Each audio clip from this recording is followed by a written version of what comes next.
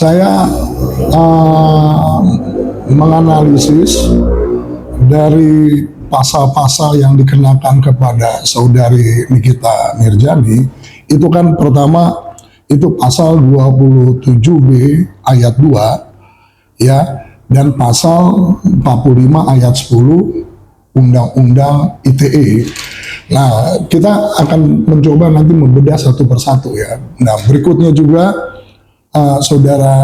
saudari Nikita Mirzani dikenakan pasal 368 KUHP. Itu ancamannya 9 tahun. Kalau yang sebelumnya 6 tahun. Nah, berikutnya yang terakhir itu pasal 3, pasal 4 Undang-Undang nomor 8 tahun 2010 tentang tindak pidana pencucian uang. Nah, itu ancaman hukumannya itu 20 tahun. Jadi termasuk bisa dikatakan ancaman hukumannya luar biasa ya kan? Ada yang 6 tahun, ada yang 9 tahun, ada yang 20 tahun. Nah, tapi sekarang kita akan mencoba mengkaji atau menganalisis satu persatu mengenai pasal tersebut. Kalau kita bicara pasal 27B ayat 2 ya, Undang-Undang ITE, itu kan ringkasannya isinya itu mengenai bahwa setiap orang dengan sengaja ya dan tanpa hak mendistribusikan ya informasi elektronik dengan ancaman pemerasan. Nah, yang dimaksud di dalam pasal tersebut, ancaman pemerasan itu adalah ancaman yang menyerang kehormatan atau nama baik orang lain, yang tujuannya untuk memberikan keuntungan pribadi atau orang lain, tapi dengan secara melawan hukum. Nah, itu kalau kita lihat mengenai tentang isi di dalam pasal 27B ayat 2 Undang-Undang ITE. Nah, berikutnya kalau di dalam pasal 45 ayat 10 itu adalah bicara tentang hukuman pelaku yang melanggar pasal 27B ayat 2. Jadi mempunyai secara korelatif ya, mempunyai hubungan.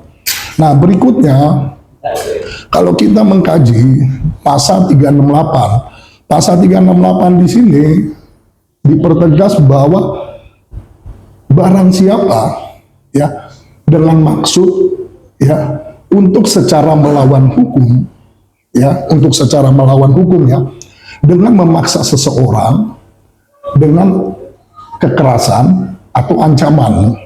Nah, ini perlu kita garis bawahi dulu supaya kita nanti di dalam pasal-pasal yang dikenakan kepada saudari Nikita Mirzani, apakah itu mempunyai nilai relevansinya atau tidak.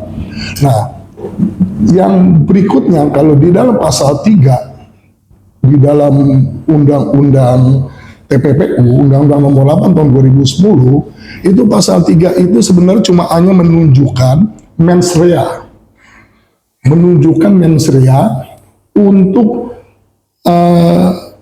menyimpan atau mengaburkan hasil kejahatan. Jadi mens rea ini artinya ada niat jahat dari pelaku untuk menyimpan atau mengaburkan hasil dari kejahatan. Nah, berikutnya di dalam pasal 4 di dalam Undang-Undang TPPU itu adalah menunjukkan unsur-unsur menyimpan atau menyamarkan ya,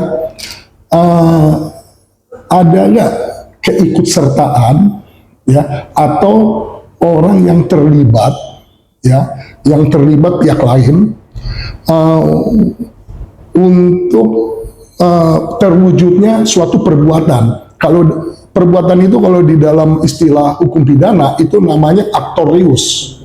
Aktorius. Nah, jadi setelah saya ringkas dari 3 pasal yang dikenakan kepada saudari Mirzani, kita akan kupas apakah pasal 27B ayat 2 dan pasal 45 ayat 10 itu mempunyai sinkronisasi ya dengan pasal 368. Karena pasal 368 tadi saya sebutkan, barang siapa dengan maksud ya, barang siapa dengan maksud untuk secara melawan hukum, ya kan, memaksa seseorang dengan kekerasan atau ancaman. Nah, kalau kita merujuk kepada pasal 368, itu faktor determinannya adalah bahwa pelaku dengan korban itu harus mempunyai interaksi. Artinya bahwa pelaku dengan korban itu sudah terjadi secara komunikatif. Tapi kan kalau kita lihat pengakuan dari saudari Nikita Mirzani, saya belum pernah ketemu. Saya juga tidak kenal. Ya kan? Nah, apakah itu menjadi suatu hal yang rasional pasal tersebut untuk dijadikan untuk pasal kepada saudari Nikita Mirzani? Kalau lebih tepatnya saya pribadi, sebaiknya itu bukan pasal 368 KUHP, tapi pasal 369. Pasal 369 KUHP itu isinya bahwa barang siapa dengan maksud untuk secara melawan hukum memaksa orang dengan ancaman pencemaran nama baik atau pencemaran nama baik secara tertulis ataupun akan membuka sesuatu rahasia. Nah, kalau menurut saya pasal 369 KUHP dengan disandingkan dengan pasal 27B ya ayat 2 dan pasal 45 ayat 10 itu menjadi relevan.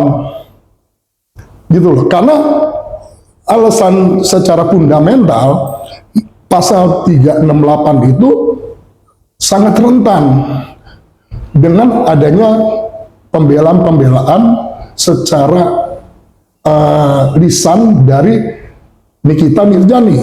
Nikita Mirzani mengatakan, saya tidak pernah melakukan ancaman, saya tidak pernah melakukan kekerasan. Dengan dibuktikan yang menelepon itu siapa, bagaimana adanya kekerasan atau ancaman kalau memang itu sempat terjadi negosiasi. Nggak ada orang melakukan pemerasan itu negosiasi, nggak ada. Sangat mungkin bisa dikatakan sangat jauh sekali secara logika hukum. Jadi ada banyak hal yang pasal 368 itu menjadi sangat sulit untuk dijadikan sebagai sandaran untuk pasal kepada saudari Nikita. Pasal 369 KUHP itulah yang mempunyai persandingan yang tepat. Gitu loh. Nah, oke.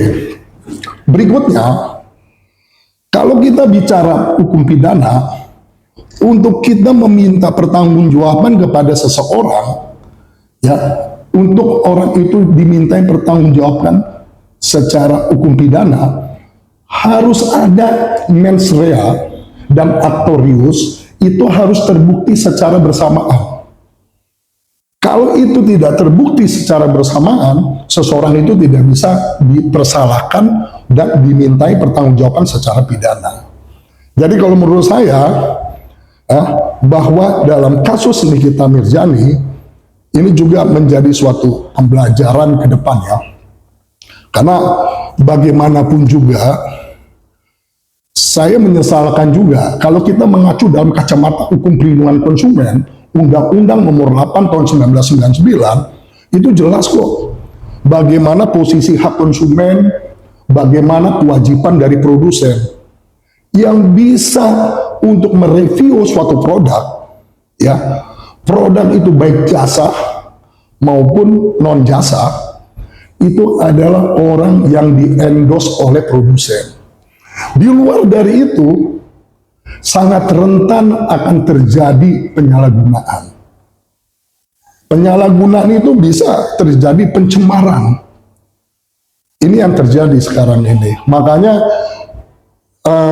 ini adalah suatu pelajaran yang sangat penting buat kita sebagai masyarakat untuk kedepannya lebih konstruktif dan lebih rasional. Untuk sementara demikian. Kalau terkait dengan pertanyaan tersebut, ya, ini perkara kan bermula dari media sosial TikTok, ya kan? Kalau saya nggak salah membaca informasi, ya kan, bahwa transaksi itu terjadi itu semata-mata ya adalah merupakan suatu endorsement.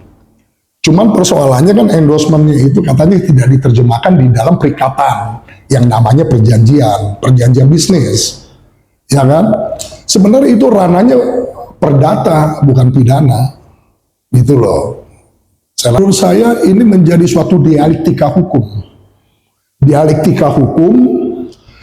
yang akan menjadi suatu pelajaran ya ke depan, ya kan? Dan ini sangat berguna, ya kan, sebagai pijakan nanti dari apa yang saya terangkan secara ringkas. Saya rasa sih demikianlah.